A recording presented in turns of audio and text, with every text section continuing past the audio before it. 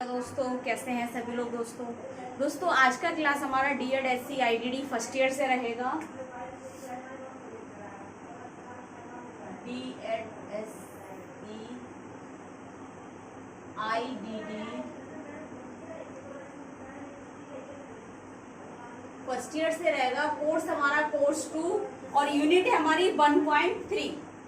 ठीक है, very most important topic है ये आपके एग्जाम के लिए, क्योंकि न्यू टॉपिक है ये, अब तक सिलेबस में नहीं पूछा गया था। डीएड आईडी की बात करें या एमआर की बात करें, लेकिन आईडीडी में ये टॉपिक बहुत अलग और घुमा फिरा के पूछा गया है, तो एग्जाम के लिए आपको मोस्ट इम्पोर्टेंट रहेगा ये टॉपिक है हमारा 1.3 early identification and referral for intervention support service. अब ये इसलिए पूछा गया है ये टॉपिक इसमें कि विशेष आवश्यकता वाले बच्चों की शीघ्र पहचान कर, ठीक है ना, विशेष आवश्यकता वाले बच्चों की शीघ्र पहचान कर हस्तक्षेप प्रक्रिया के लिए रेफरल करना, यानी कि हस्तक्षेप और समर्थन के लिए प्रारंभिक पहचान और रेफरल।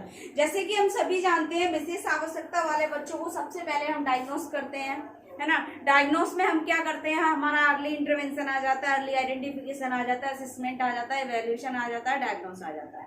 ठीक है, जिसमें पहचान कर उसकी बेहतर सेवाओं के लिए, बेहतर सुविधाएं प्रदान करने के लिए, सेवा प्रदान करने के लिए और शिक्षा प्रदान करने के लिए और प्रशिक्षण प्रदान करने के लिए जो कार्यक्रम बनाया जाता है, उस कार्यक्रम में एक इस तरीके से कार्य करते हैं जिसमें हस्तक्षेप और समर्थन के लिए प्रारंभिक पहचान और रेफरल एक योजना बनाई जाती है, जिसमें हम विशेष आवश्यकता वाले बच्चों को कहीं दूसरी जगह सर्विसेज के लिए भेजते हैं। ठीक है, तो टॉपिक आपको ये पूछेगा एग्जाम में, इससे रिलेटेड जो प्रश्न आएगा, हस्तक्षेप और समर्थन के लिए प्रारंभिक पहचान और रेफरल। वहां पर आपको एक कंडीशन दे दी जाएगी इंटेलेक्चुअल डिसेबल्ड चिल्ड्रन के लिए या विजुअल इम्पेयर्ड, हेयरिंग इम्पेयर्ड, या किसी एक बच्चे की कंडीशन उसमें पूछेंगे हस्तक्षेप और समर्थन के लिए प्रारंभिक पहचान और रेफरल। तो यहाँ पर आ जाएगा आपका बौद्धिक अक्षम बच्चे के कार्यक्रम हेतु या प्रशिक्षण हेतु हस्तक्षेप और समर्थन के लिए प्रारंभिक पहचान और रेफरल कार्य योजना या कार्यक्रम को समझाइए। ठीक है, तो दोस्तों सबसे पहले हम हस्तक्षेप के बारे में देखेंगे। हस्तक्षेप क्या है, हस्तक्षेप के बारे में जानेंगे। देखिए, इंटरवेंशन यानी कि हस्तक्षेप क्या है दोस्तों। हस्तक्षेप एक ऐसी प्रक्रिया है जो किसी कार्यक्रम को या किसी कार्यरत कार्यक्रम में जाकर हस्तक्षेप करना, रोकना और उसे अच्छी सुविधा प्रदान के लिए समाधान ढूंढना या उसको रोक कर क्या करना, मतलब एक सही राह दिखाना, सही दिशा निर्देश देना। हस्तक्षेप यानी कि किसी प्रक्रिया को रोकना, समझ रहे, रोक कर पहचानना और पहचानने के बाद उसको सही गाइडेंस या मार्गदर्शन देना हस्तक्षेप प्रक्रिया में। तो देखिए दोस्तों, अर्ली इंटरवेंशन यानी कि हस्तक्षेप का अर्थ है खराब परिणामों के जोखिम वाले बच्चों और युवाओं की पहचान करना।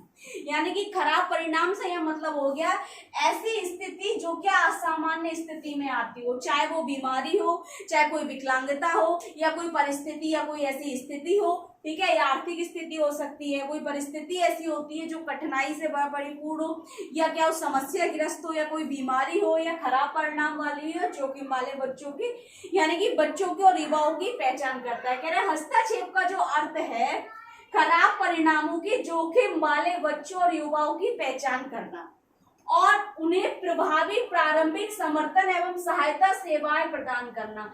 यानी कि इस प्रक्रिया या हम कह सकते हैं हस्तक्षेप का जो कार्य है कि उन बच्चों की पहचान करना जो समस्याग्रस्त कार्यों से, समस्याग्रस्त स्थितियों से ग्रसित है, और पहचान कर कह रहे हैं प्रभावी प्रारंभिक समर्थन सहायता, यानी उनके लिए इफेक्टिव कोई ऐसी हेल्प चाहिए उनके लिए जो सहायता और सेवा प्रदान करती हो उनके लिए। किनके लिए, जो एक विकलांगता से ग्रसित है, एक समस्या स्थिति से ग्रसित है, या कोई किसी बीमारी से ग्रसित है।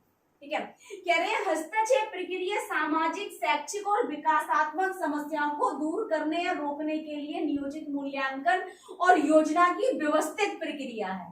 यानी कि हस्तक्षेप प्रक्रिया जो है किसी व्यक्ति के सामाजिक और शैक्षिक विकासात्मक, यानी कि सामाजिक कौशल से संबंधित, सामाजिक कार्य से संबंधित या सामाजिक व्यवहार से संबंधित, शैक्षिक उसमें आ गया, विकासात्मक समस्याओं को दूर करने और रोकने के लिए, यानी कि उन समस्याओं को दूर करने के लिए, उनसे निपटने के लिए और उनको रोकने के लिए नियोजित मूल्यांकन योजना योजना की व्यवस्थित प्रक्रिया है। यानी कि नियोजित मतलब योजना बनाती है, मूल्यांकन करती है, और एक योजना की व्यवस्थित प्रक्रिया है कौन? हस्तक्षेप प्रक्रिया। कह रहे हैं हस्तक्षेप की प्रक्रिया समस्याओं को होने से पहले रोकने के काम करती है। यानी कि हस्तक्षेप की जो प्रक्रिया है किसी व्यक्ति को गंभीर समस्या तक पहुंचने से पहले ही उसको रोकने का कार्य करती है। यह समस्याओं के बढ़ने से पहले उनमें सीधे निपटने का काम करती है। यानी कि किसी समस्या को बढ़ने से पहले उसका पूर्ण तरह से समाधान कर देती है और निपटने का कार्य करती है। यह व्यक्तिगत शक्तियों और कौशलों के एक पूरे सेट को बढ़ावा देने में मदद करती है। यानी कि व्यक्तिगत कौशल जितने भी हो गए हमारे, बात करें तो उसमें हमारे शारीरिक भी आ जाएगा, मानसिक भी आ जाएगा, सामाजिक भी आ जाएगा, शैक्षणिक भी आ जाएगा, व्यावसायिक भी आ जाएगा, संवेगात्मक भी आ जाएगा, संप्रेक्षण भी आ जाएगा।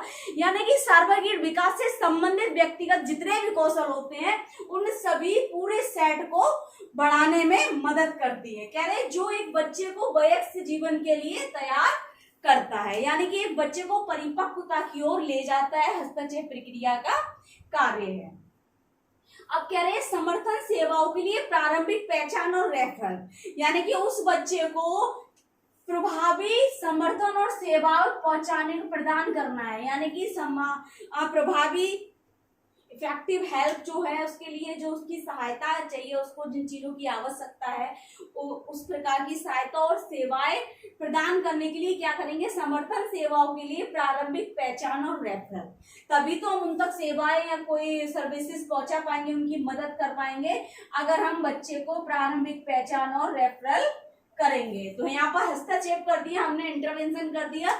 अब करेंगे हम किसी व्यक्ति के व्यक्तिगत सेवाओं के लिए प्रारंभिक पहचान और समर्थन और रेफरल क्या क्या है देखिए। प्रारंभिक पहचान बच्चों में विकासात्मक मील पत्थर को पहचान और शीघ्र हस्तक्षेप के मूल्यों को समझने की क्षमता को संदर्भित करती है। यानी कि प्रारंभिक पहचान में, अर्ली आइडेंटिफिकेशन में, जब हम किसी बच्चे की स्थिति को, अक्षमता को या विकलांगता को जब हम पहचान करते हैं उसका, या उसकी किसी विकासात्मक मील पत्थर यानी कि उसके विकास में जो देरी है, अपने डेवलपमेंटल माइलस्टोन के अकॉर्डिंग देखें तो कह रहे हैं मील पत्थर को पहचान और शीघ्र हस्तक्षेप के मूल्य को समझने की क्षमता को संदर्भित करती है। यानी कि शीघ्र पहचान जो है किसी व्यक्ति के विकासात्मक देरी के लक्षणों को पहचानती है, उसको समझने का कार्य करती है, और कह रहे हैं शीघ्र हस्तक्षेप के द्वारा यानी कि इंटरवेंशन के अनुसार उसको पहचानती है। ठीक, कह रहे हैं प्रारंभिक पहचान में एक बच्चे के जीवन के शुरुआती वर्ष महत्वपूर्ण होते हैं। यानी कि जब हम प्रारंभिक पहचान कर रहे हैं, अर्ली आइडेंटिफिकेशन कर रहे हैं, तो उसमें क्या है, उसके जो जीवन के शुरुआती महत्वपूर्ण वर्ष होते हैं, यानी कि बच्चे के बचपन काल के, हम कह सकते हैं चाइल्डहुड जो है उसका, वो बहुत ही ज्यादा महत्वपूर्ण होता है। ये वर्ष बच्चे के जीवित रहने और जीवन में संपन्न होने को निर्धारित करते हैं, क्योंकि जीवन के कुछ हमारे बाल अवस्था तक ऐसे जो एक समय होता है बच्चे का, कुछ स्टेजेस होती है जो क्या है पूरे जीवन भर उसी पर निर्भर रहते हैं। अगर बच्चे सहसावस्था में विकास अच्छा होगा तो उसका बाल अवस्था में विकास अच्छा होगा, बाल अवस्था में अच्छा होगा तो किशोरावस्था में अच्छा होगा। कहीं ना कहीं सहसावस्था यानी कि बाल अवस्था तक जितनी भी वर्ष रहती है बच्चे की, 12 या 14 वर्ष तक, तब तक क्या उसके लिए बहुत ही ज्यादा महत्वपूर्ण वर्ष होते हैं, क्योंकि उन वर्षों में बच्चे की भाषा विकास से लेकर संज्ञानात्मक विकास, ठीक है, गामक विकास, ये सभी क्रियाएं बहुत ज्यादा महत्वपूर्ण होती हैं, कह रहे हैं, और उसके सीखने और समग्र विकास की नींव रखते हैं। यानी कि प्रारंभिक बचपन काल जो है उसके क्या है, समग्र यानी कि पूरे जीवन भर के विकास की नींव रखते हैं प्रारंभिक बचपन काल जो है। कह रहे हैं प्रारंभिक वर्षों के दौरान बच्चे संज्ञानात्मक, शारीरिक और सामाजिक और भावनात्मक कौशल विकसित करते हैं। जैसे कि अभी बताया कि प्रारंभिक वर्षों में बच्चे क्या करते हैं, सबसे पहले संज्ञानात्मक, फिर शारीरिक विकास, और वैसे तो अगर देखा जाए अगर बच्चे का शारीरिक विकास अच्छा होगा तो संज्ञानात्मक विकास अच्छा होगा, संज्ञानात्मक विकास अच्छा होगा तो सामाजिक विकास अच्छा होगा, सामाजिक विकास अच्छा होगा तो भावनात्मक विकास अच्छा होगा। ठीक है, तो कह रहे हैं भावनात्मक कौशल विकसित करते हैं प्रारंभिक वर्ष, जो उन्हें जीवन में सफल होने के लिए आवश्यक है। तो इसलिए हमने शीघ्र पहचान की है, यहाँ पर हस्तक्षेप किया, यहाँ पर शीघ्र पहचान की है। अब हम क्या करेंगे, बच्चे को रेफर करेंगे एक अच्छी सुविधा या सेवाओं के लिए, ताकि एक अच्छी सेवा उसे मिल सके। फिर देखिए रेफरल क्या है, किसी व्यक्तिगत कार्यक्रम के लिए हस्तक्षेप प्रक्रिया और समर्थन सेवाओं के लिए शीघ्र पहचान, एक विशेष शिक्षा मूल्यांकन के लिए एक छात्र पर विचार करने का प्रारंभिक अनुरोध है।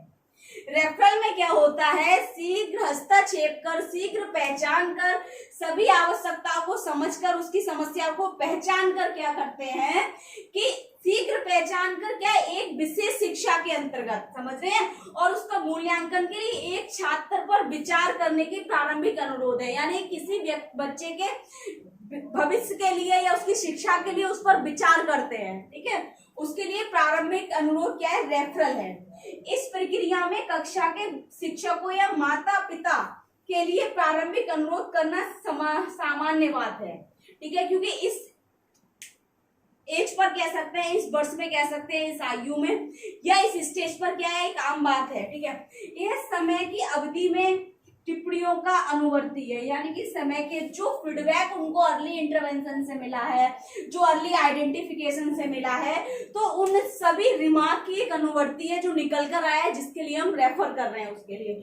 और छात्र प्रदर्शन के बारे में प्रारंभिक छापों का संग्रह है। प्रारंभिक छापों का मतलब हम कह सकते हैं जो अर्ली आइडेंटिफिकेशन में जो कुछ हमारे पास जो टर्म एंड कंडीशंस है उनका एक ग्रुप है जो चिंता का कारण बनता है, समझ रहे हैं, जो चिंता का कारण बनता है, जो निदान आकर निकल के हमारे सामने आया है, जो चिंता का कारण बना है। तो एक बार जब कक्षा शिक्षक द्वारा किसी छात्र को अक्षमता के लक्षण के रूप में पहचाना जाता है तो रेफरल की प्रक्रिया शुरू हो जाती है, जो कई चरणों का अनुसरण करती है। यानी कि जब किसी बच्चे की अक्षमता को पहचान लिया जाता है तो एक समस्या का कारण बन जाता है, और उन लक्षणों को पहचानने के बाद क्या है, रेफरल की प्रक्रिया शुरू हो जाती है, ताकि उस बच्चे को समर्थन के रूप में एक सही सुविधा और सहायता प्राप्त हो सके। तो ये इसलिए आपको ये टॉपिक पूछा गया था, ठीक है। तो इसी तरीके से आपको ये 5 नंबर में very very most important topic है आपका कोर्स 2 से यूनिट 1.3। और इसके अलावा अगर आपको कुछ समझ नहीं आ रहा है, कुछ डाउट लग रहा है, कुछ पूछना है, तो कमेंट बॉक्स में जाके कमेंट करें, ज्यादा से ज्यादा वीडियो लाइक करें, चैनल को सब्सक्राइब करें, बेल आइकन को प्रेस कर दें ताकि नेक्स्ट आने वाली क्लास आप तक पहुंचती रहे। दोस्तों थैंक यू।